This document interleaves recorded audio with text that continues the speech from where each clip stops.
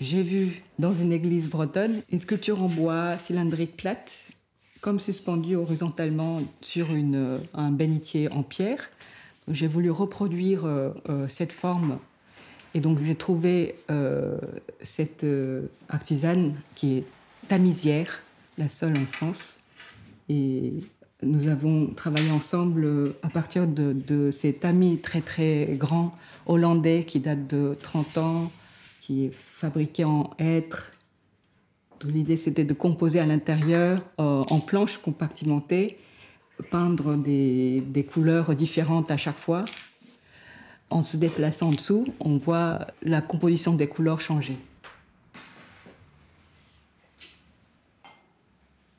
À un moment donné, je me suis dit peut-être que je suis en train de travailler sur un objet anthropologique, par exemple, lié à l'histoire, à l'histoire des formes, et comment on vit tout simplement. Et les artisans exceptionnels avec qui je travaille m'aident à trouver un rapport qu'on croit avoir perdu avec notre environnement et avec le corps, la notion du corps, le temps, le rapport avec l'outil, l'homme à l'outil.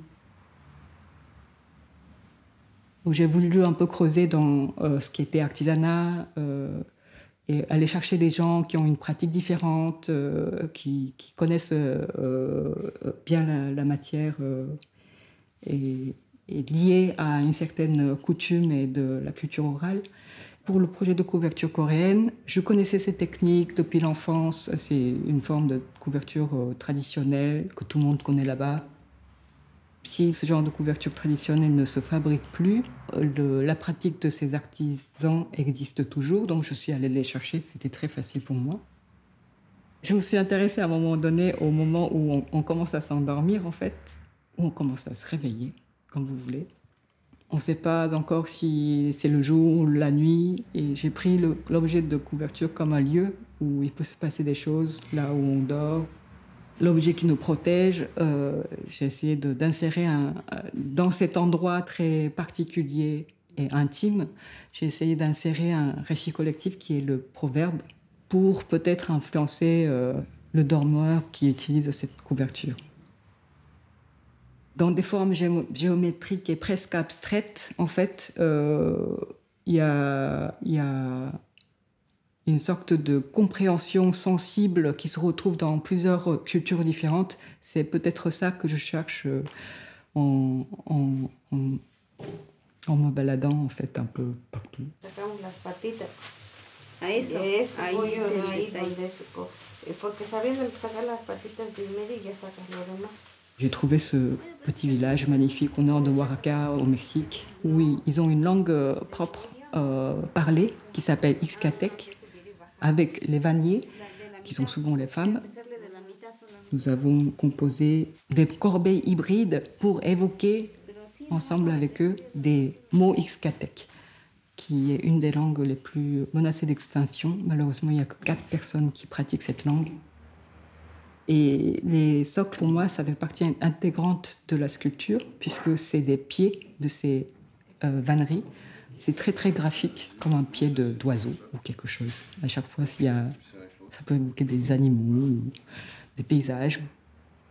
Peut-être c'est aussi lié à ma tentative de trouver un espace commun où il y a une sorte de compréhension sensible et directe par rapport à une forme langagière, que ce soit orale ou écrite ou formelle. Par exemple, les écritures primitives sont souvent imagées.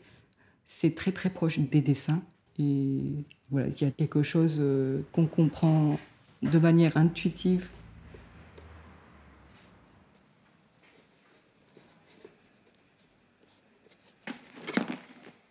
Dans le roman de Kafka, Le Château, selon la personne qui décrit ce personnage, qui est connu de tout le village, il change de physionomie. Donc l'idée, c'était de constituer un groupe de gens qui se ressembleraient, mais qui représenteraient la même personne. Et donc on en est à peu près à une trentaine de masques À chaque fois, il y a des protubérances qui pourraient être le nez ou les yeux ou les oreilles ou sexe ou quelque chose qui est monstrueux comme ça. Et à l'intérieur, à chaque fois, on met une graine ou une pierre de manière à ce que quand on essaie, parce que ces masques sont présentés pour qu'on puisse essayer dans des expositions, ça fait des petits bruits comme la voix du visage.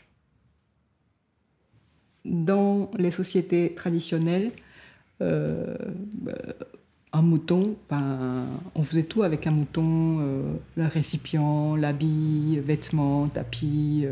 On conservait l'intérieur pour manger pendant longtemps dans des jarres. Le rapport avec l'artisanat, c'est une manière intelligente, avec le plus d'imagination possible, d'utiliser ce qui est disponible à nous, en fait. Les animaux, les végétaux disponibles dans notre environnement. Je crois que c'est le rapport qu'on a un peu perdu, que j'essaie de retrouver. L'observation et description, c'est quelque chose qui sont très importantes pour moi.